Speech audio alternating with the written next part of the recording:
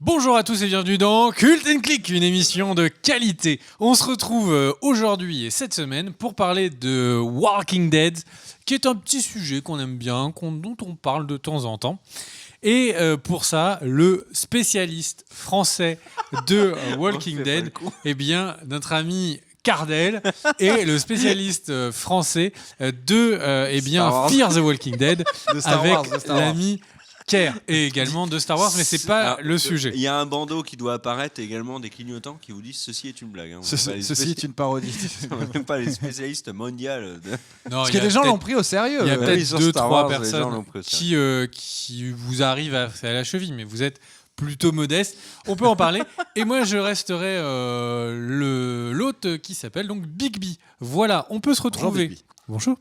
On va retrouver, donc le but de la vidéo, c'est de faire un point sur toutes les informations qu'on a maintenant. Le premier épisode de cette deuxième partie de saison 7 va être diffusé dans quelques jours. Vous aurez déjà peut-être vu cet épisode en regardant la vidéo. C'est pour ça que nous allons faire une première partie sur toutes les informations qu'on a sur ce redémarrage de saison, mais également après sur ce qu'on sait sur le reste de la saison. L'ami Kerr, on balancera un peu de théorie quand même. Les nôtres, enfin. On balancera de la théorie gratos parce que voilà, YouTube est une plateforme où on fait ça pour le plaisir. Exactement. Et première info, eh bien, ça redémarre le 12 février. Tout à fait, avec un épisode qui s'appelle Rock in the Road. Boom. Et d'ailleurs, info, les 3 premiers épisodes de la saison seront plus longs que d'habitude. Alors, quand c'est plus long, il faut pas s'attendre non plus. Bon. Oui, mais c'est surtout qu'il y a énormément de publicité. 73 minutes avec publicité pour le premier épisode, 66 pour le deuxième. Donc 68... 30 minutes Non, 1 heure 73. Ouais. Alors quand je dis premier épisode, c'est de la seconde moitié, bien évidemment, de la saison 7.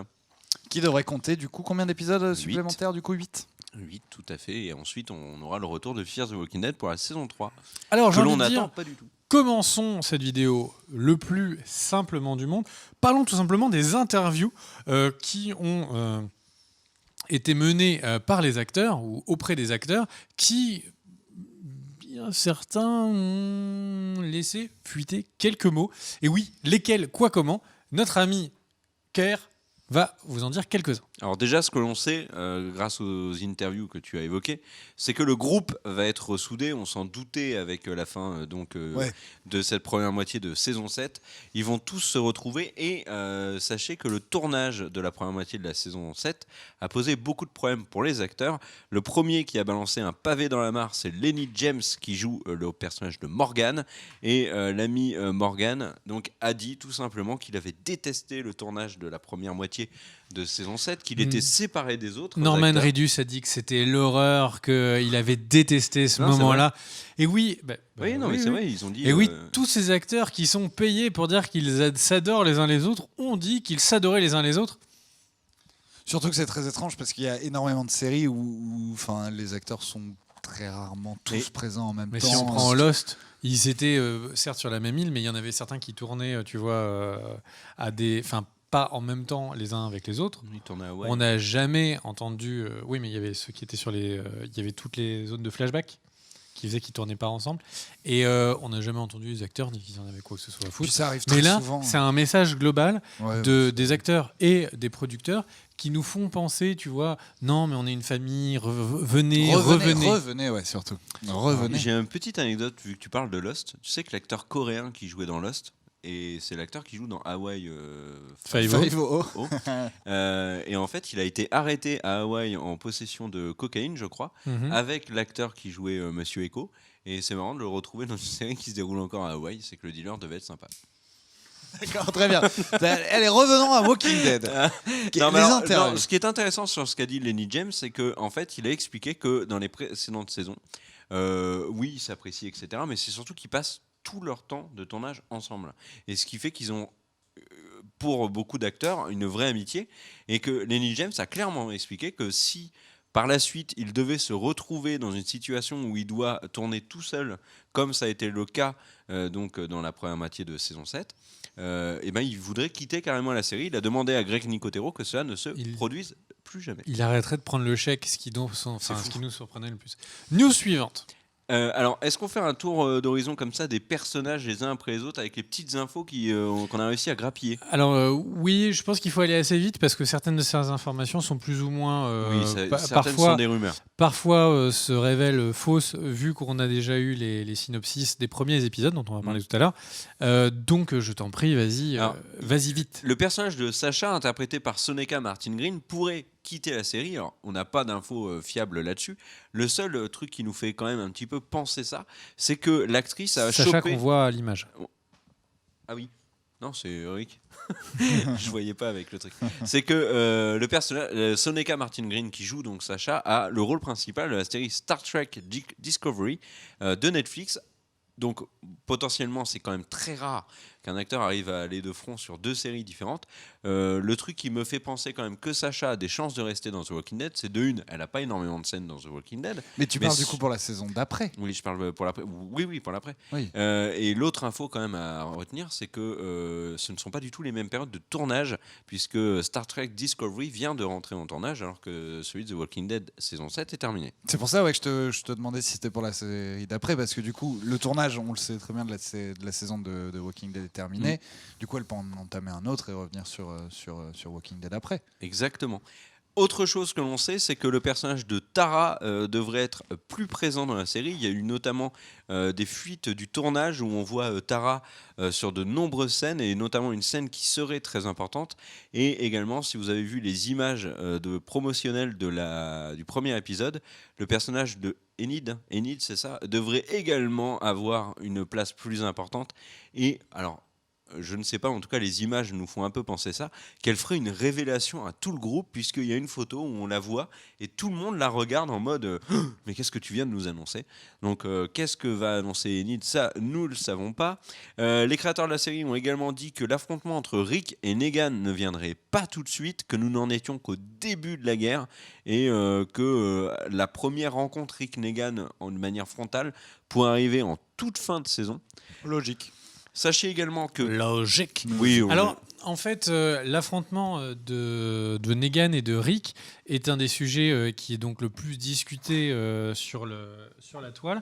Et en fait, t'as rapproché avec l'histoire des chuchoteurs. Alors, j'ai pas lu les comics, donc je parle sous l'égide de notre ami Cardell. Visiblement, l'histoire des chuchoteurs arriverait après Negan. Oui. Si je ne me trompe pas. Dans les comics, oui. Et la production de Walking Dead s'amuse énormément à teaser l'arrivée des chuchoteurs, ce qui laisse comprendre que du coup Negan mourrait il a signé pour la saison 8. Attendez, ou disparaîtrait, sauf que c'est complètement en contre-indication avec il y a d'autres possibilités. Avec les informations qu'on a sur les contrats, avec les informations qu'on a sur les prochains épisodes, les chuchoteurs n'ont pas l'air d'arriver. Par contre, un autre groupe pourrait arriver, qui est, et encore une fois, je ne suis pas... je ne suis pas spécialiste français comme moi. Voilà, je ne suis pas les comics, donc reprends-moi. Mais il y aurait, en fait, le nouveau groupe ne serait pas, en fait, les chuchoteurs, mais les enfants des poubelles, ceux qui sont dans le groupe de gamins qui vit dans les ordures. Oui, parce qu'il y a des photos de tournage où on les voit. Les photos de tournage où on voit, mais il n'y a pas que des enfants d'ailleurs, il y a des adultes également dans le groupe et ils vivent dans des ordures.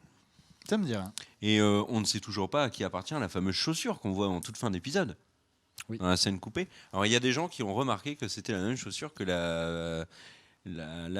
c'est une Latina, je crois, que croise Tara dans l'épisode centré sur Tara. Autre info, Carol sera plus présente dans cette moitié de saison. Elle l'a dit, les photos le confirment. On la voit notamment armée avec un fusil à pompe. Et sachez que Norman Reedus... Carol is back. Ouais, et Norman Reedus... bandana, tu sais. La vista. Elle a fait un arc et des flèches, tu sais, en peau d'os de ses ennemis. Elle est là pour tuer tout le monde. Elle revient. Carol est géniale, Carol, quand même. Ouais, c'est un bon personnage. On va revoir les retrouvailles avec Daryl. Et ça devrait être quelque chose. Est-ce que j'ai une autre info sur un personnage? Oui. Mine de rien, excuse-moi, mais quand tu regardes un peu, la série a quand même créé quelque chose de plus que les comics sur certains personnages. Je pense notamment à Daryl, qui est créé toute pièce. Et aussi là au personnage de Carol, qui est vraiment un bel atout de la série par rapport aux comics. Autre info, c'est Rick toute la promo actuelle montre Rick beaucoup plus revanchard vis-à-vis de. Mais surtout, et c'est ça qui est très intéressant, c'est qu'il a le sourire. Regarde, il est chill. Là. Et la dernière bande-annonce, on le voit se marrer avec Michonne. Et il y a pas mal d'acteurs de la série qui ont dit que cette saison, dans cette moitié de saison, Rick allait retrouver le sourire. On le voit même si vous regardez donc dans les tout derniers trailers, on l'entend et on le voit parler donc aux différents chefs de faction. Je crois que c'est dans un cinéma et il dit la colline, à Ézéchiel et il cite comme ça en finale toutes les différentes communautés et en disant on est tous sous le joug des Saviors, il est grand temps qu'on leur botte le cul. Exactement. Je ne sais pas comment ça se traduit en français. Et est-ce que le season final teasé par Lenny James ne serait pas en faveur de Rick ? Pourquoi ? Parce que Lenny James a dit qu'il a parlé du final de la saison, il a dit qu'il fallait s'attendre à un final qui allait être très différent des autres dans le ton comme dans la forme et qu'il y aurait un personnage féminin qui allait arriver, un personnage plein de charme qui pourrait ne pas laisser insensible notre ami Rick. C'est complètement débile. Un épisode musical également. Donc, ça serait énorme. Mais est-ce que Michonne n'irait pas michonner ailleurs ? Moi, pour l'instant, le seul truc que je verrais pour Rick qui irait voir ailleurs, c'est si Michonne se fait zombifier. Ouais, tout à fait. Découpé, comme certains diraient. Non, ça, je pense pas que ça va arriver. Est-ce que tu veux parler des épisodes on a aussi envie de parler de Eugène, parce que visiblement, il va être le personnage central de l'épisode 11. Moi, personnellement, Eugène, je l'avais complètement oublié, pour être tout à fait honnête avec vous. On a vu Daryl qui était chez les Saviors, etc. Et j'avais oublié que Eugène avait été récupéré par les Saviors, tout pareil. Et l'épisode 11 donc, serait centré sur, tout simplement, le synopsis, c'est un des Alexandriens redécouvre les méandres très étranges des Saviors. Et donc, le seul qui reste là-bas, c'est Eugène. Donc on se dit, c'est sans doute Eugène qui sera le personnage central de l'épisode 11. Oui, parce qu'il y a le synopsis, là, c'est ce que je vois là sur Reddit, il y a le synopsis de tous les épisodes. Des premiers épisodes, oui, mais sans nommer les gens à chaque fois en disant un Alexandrien fait ci, fait ça. Ok. Je vais d'ailleurs tout de suite voir le producteur de Walking Dead pour lui dire qu'il faut qu'il corrige ça. Non, moi j'avais pas oublié Eugène parce que c'est malheureusement dans Walking Dead une des portes de sortie de Rick et de son groupe, c'était notamment la faculté d'Eugène à pouvoir fabriquer des balles, voilà, et ça ils l'ont perdu, donc c'est quand même un des pans très importants de cette fin de première partie de saison 7 de Walking Dead, alors que l'on voit Rosita à l'écran et qui a une jolie balafre. Tout à fait, Rosita qui sera aussi beaucoup plus importante, mais elle l'était déjà dans la première moitié de la saison 7. Elle sera beaucoup plus importante dans cette seconde moitié, ça on n'en a pas de doute là-dessus. Est-ce qu'on ne pourrait pas parler un petit peu de tout ce qui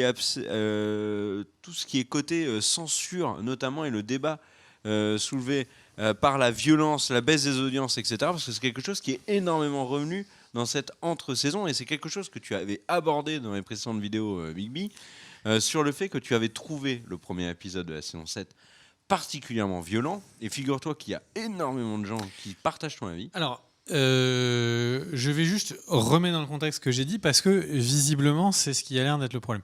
C'est pas... L'épisode est violent, ok. Walking Dead est une série violente, ça c'est un fait. Mais c'est pas un problème. Ce que j'avais mis en exergue lors du premier épisode de la saison 7, c'est que la série, en fait, devenait extrêmement sadique. C'est-à-dire qu'elle prenait du plaisir à faire mal aux spectateurs, comme si les gens qui regardaient Walking Dead étaient des masochistes, qui aimaient avoir des émotions fortes et se faire trucider tous les personnages qu'ils aimaient bien. Et pour moi, Walking Dead, ce n'est pas ça. C'est savoir comment est-ce qu'ils vont en sortir. Oui, certes, certains vont mourir, mais comment est-ce qu'ils vont réussir à se recréer une vie dans tout ça. Et donc, c'est effectivement un avis qui a été assez répandu parmi les fans de Walking Dead, vu que la série a perdu plus d'un tiers de son audience sur les premiers épisodes et que les audiences continuent de chuter. Oui, ça c'est assez étonnant. Et du coup, il y a la productrice de chez AMC, Gail Ann Hurd, qui en a parlé publiquement et qui a dit que face aux réactions assez virulentes de certains fans concernant la violence du premier épisode de cette saison 7, eh ben, la production en avait tenu compte et avait fait en sorte de réduire la violence dans les épisodes qui ont suivi, les épisodes qui étaient en train d'être tournés et les épisodes qui allaient être tournés. Donc la production dit clairement, on vous a entendu, on va y aller un peu plus mollo sur la violence. Or, les deux big boss de The Walking Dead, ceux qui réalisent les épisodes, qui les produisent, Greg Nicotero, donc qui est le showrunner, et Scott Gimple, eux ont dit que c'était complètement faux, qu'il était hors de question pour eux d'adapter ça par rapport au retour du public, mais qu'il fallait prendre en compte un élément qui est très important, c'est que cet épisode-là était particulier et que la violence de cet épisode n'allait pas être la violence du reste de la saison. Donc j'ai envie de dire, d'un côté on a Nicotero et Gimple qui disent non mais nous on a notre liberté de création, on va pas se laisser dicter notre loi par la production, mais dans les faits, la suite de la saison est beaucoup moins violente.